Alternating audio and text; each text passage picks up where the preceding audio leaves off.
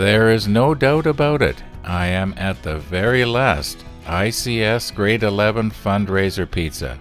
I thought I was at the last one the last time, but it turned out there was 2 in the box. Well, this is the last one, and I'm going to do this one a little bit different. I hope you'll watch. Now, I have a bit of a theory, and I could be wrong, like I've been wrong about a lot of things in the past. However, I've been right about a lot of things in the past too. And my theory is that as well as reflecting light, a shiny surface will also, to a certain degree, reflect heat.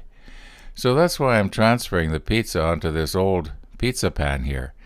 The dark tarnish, I'm hoping, will absorb the heat a lot faster, or a lot better, than the shiny metal surface. Now you're probably wondering, why do I want the bottom of the pizza to get as hot as possible? Well, I don't like a half-baked soggy crust. And if I have it on the shiny aluminum foil there, well, it might not cook quite as well as if it was on the darker pan. That's my preference. Just because I'm different doesn't make me wrong.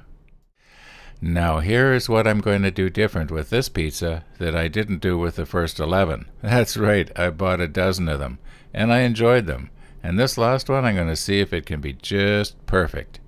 And what I'm going to do is I'm going to bake the pizza just the way it is.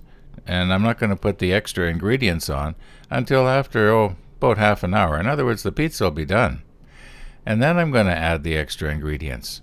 And then I'm going to put it back in the oven at about 300 degrees so it doesn't burn the crust on the edges worse than it probably already is, the way I like it.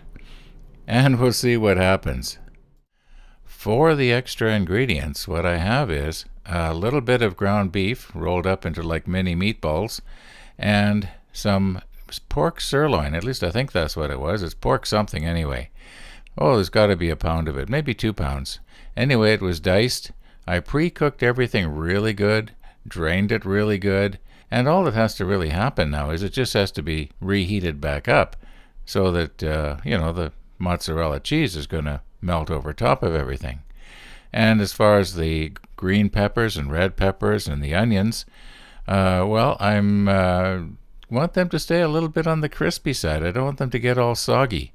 So they too just have to be, warmed up really good. And they should be really good that way.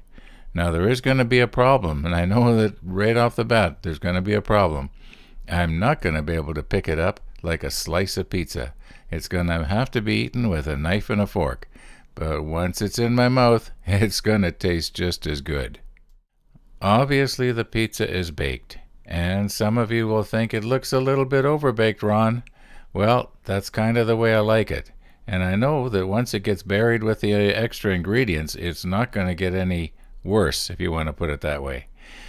And we'll put the extra ingredients on, and you'll see what I mean about you're not going to be able to pick it up as a slice. Almost half an hour has gone by now, and it's been back in the oven at 300 degrees. And I think it's about as good as it's going to get. Maybe it could have been in a little longer. And I think I probably could have put a little bit more mozzarella on there. But, enough's enough already, right? I can well imagine that by now, you folks that were in grade 11 that made these pizzas for your fundraiser have been on your field trip, and you've been to Quebec, and you probably found out you don't speak French as well as you thought you did. Anyway, that all being aside, I hope you went there with an open mind. And if you haven't been there yet, I hope you go with an open mind. And for you guys that are in grade 10 that are going to be in 11 this winter, I hope you're going to make pizza for a fundraiser as well. I guarantee you, if I'm still alive that is, I'll buy some of them.